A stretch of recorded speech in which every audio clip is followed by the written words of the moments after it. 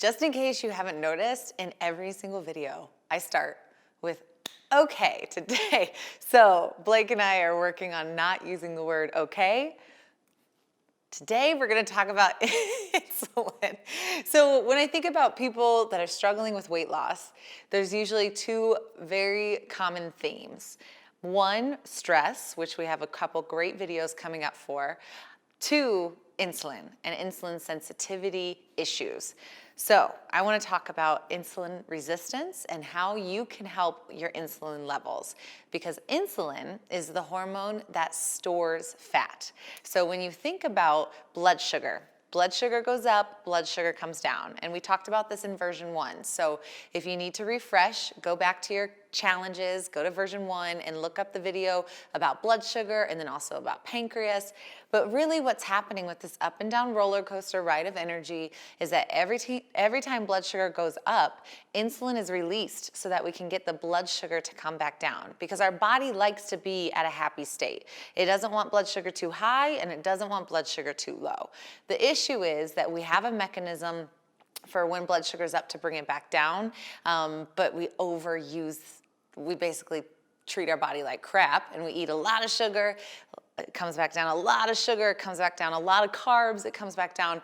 And so we get this thing called insulin resistance, or we have an impaired insulin sensitivity. So that means our body, it's almost like alcohol, right? This is a terrible analogy, but tolerance level, when you think about first starting drinking or your first drink, it took maybe half a sip or half a cup for you to feel a little tipsy. And then your tolerance increases and you need more and more alcohol. It's the same thing for insulin. So what happens over time, we need more and more insulin, our body stops responding to it, and it causes stubborn weight loss or weight gain. And one of the biggest things, especially in the belly area, it's usually a cortisol thing and an insulin thing.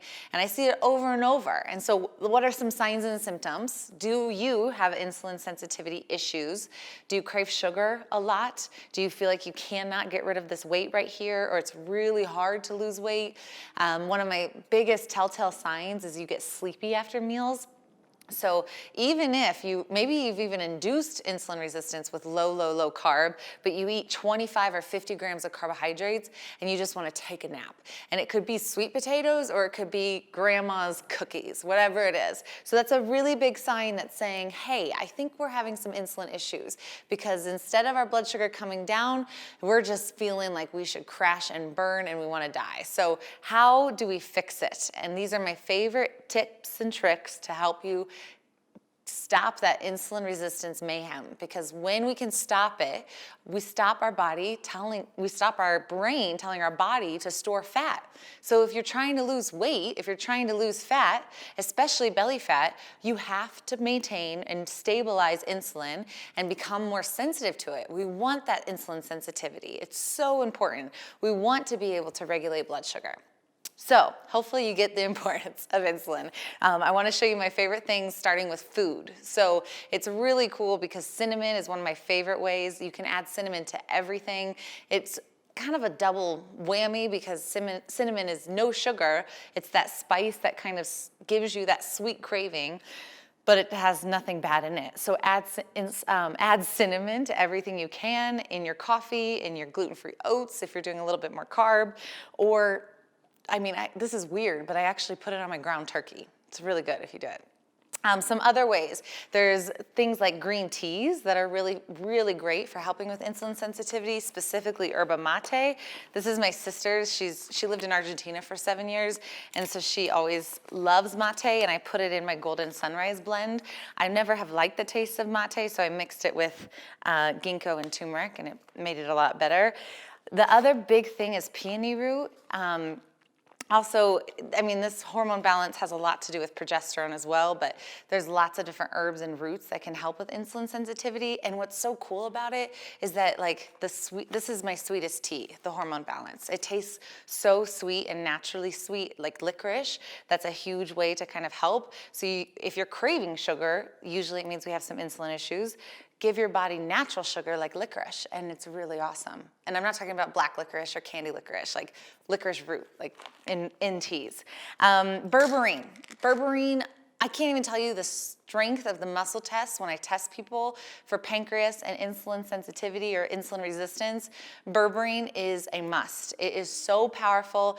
I do a whole protocol, 1 to 2 months, berberine, 1 capsule, which is about 500 milligrams every time you eat. And the results are insane for people with PCOS and insulin issues, for people that are just having stubborn weight loss. So berberine is a go-to. The other 2 things that are not food related, 1, sleep. Version 1, we talked about sleep. It decreases insulin sensitivity when you don't get enough. You have to start sleeping and do whatever it takes to do that, and the stress talks will help.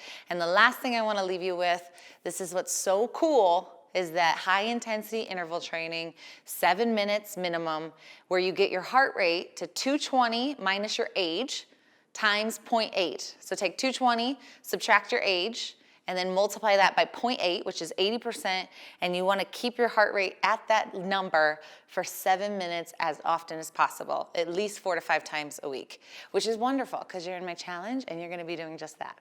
So that's my talk on insulin. Weight loss can't happen until we control it, and I really hope this is helpful.